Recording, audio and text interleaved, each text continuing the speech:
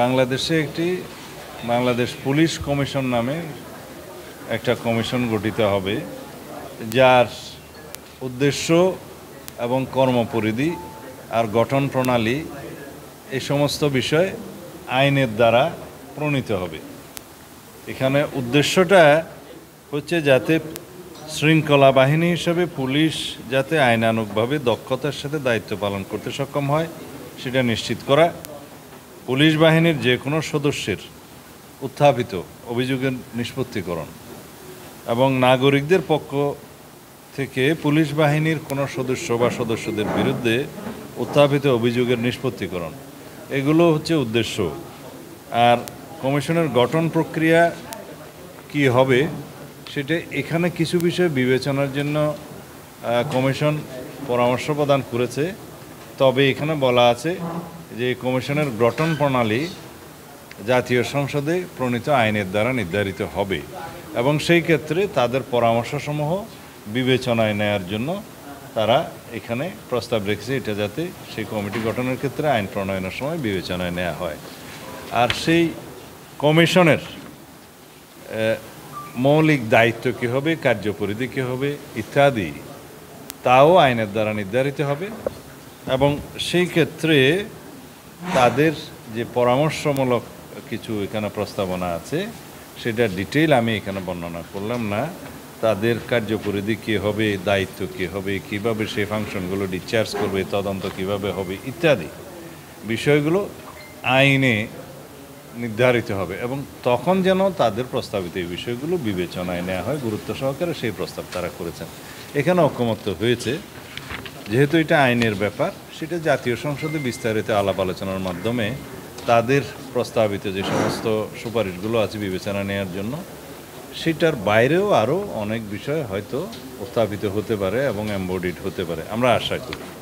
এবং রাষ্ট্রে যাতে পুলিশ বিভাগের কর্মকাণ্ড একটা জবাবদিহিতার আওতায় আসে এবং জনগণের সেবা যাতে নিশ্চিত করা হয় এবং পুলিশ যাতে জনবান্ধব হয়, প্রকৃত অর্থে যে পুলিশ যেন মানে জনগণের বন্ধু হিসেবে প্রতিভাত হয়, সেটা প্রতিষ্ঠা করার জন্য এটা প্রয়োজন আছে বলে সবাই মনে করছে।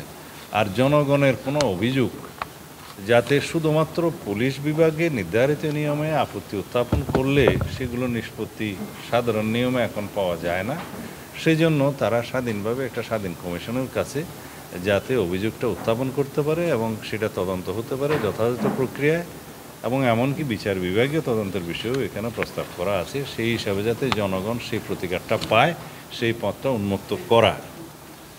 দ্বিতীয় বিষয়ে রাষ্ট্র পরিচালনার মূলনীতি সংক্রান্ত যে বিষয়টা উত্থাপিত হয়েছিল, এটা আজকে সহ মোটামুটি 4 দিন মতো আলোচনা হয়েছে।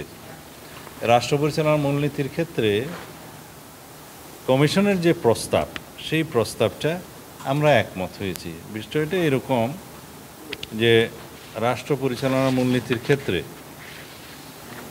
স্বাধীনতার ঘোষণাপত্রে উল্লিখিত যে বিষয়গুলো সাম্য, মানবিক মর্যাদা, সামাজিক ন্যায় বিচার, তার সাথে গণতন্ত্র,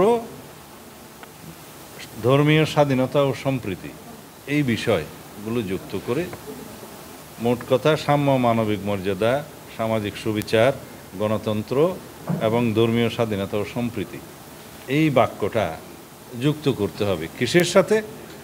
সংবিধানের অনুচ্ছেদ 8-এ রাষ্ট্র পরিচালনার মূলনীতি যেটা বিবৃত আছে, যেটা বর্তমানে মানে বিদ্যমান আর্টিকেল 8-এ যেটা উল্লেখ করা আছে সেটা হচ্ছে পঞ্চদশ সংশোধনীতে গৃহীত অবস্থা। সেই অবস্থার সাথে আমরা দ্বিমত, আমরা পঞ্চম সংশোধনীতে গৃহীত যে সমস্ত মূলনীতি সেটার সাথে একমত। সেখানে মহান আল্লাহর উপর আস্থা এবং বিশ্বাস আছে, সেখানে গণতন্ত্র আছে, জাতীয়তাবাদ আছে ইত্যাদির সাথে মহান আল্লাহর উপর আস্থা এবং বিশ্বাস এই কথাগুলো পঞ্চম সংশোধনের পরবর্তীতে গৃহীত হয়েছে, পঞ্চম সংশোধনীতে গৃহীত হয়েছে, এখানে আমরা একমত। কিন্তু এই বিষয়টা কি নির্ধারিত হবে সেই বিষয়ে যথেষ্ট বিতর্ক আছে। কিছু কিছু রাজনৈতিক দলের প্রস্তাব হচ্ছে যে 72 সংবিধানে যেভাবে ছিল অর্থাৎ পঞ্চদশ সংশোধনীতে যেটা পুনর্বহাল করা হয়েছে সেই জায়গায় তারা থাকতে চান এবং তার সাথে এটা যুক্ত করতে চান।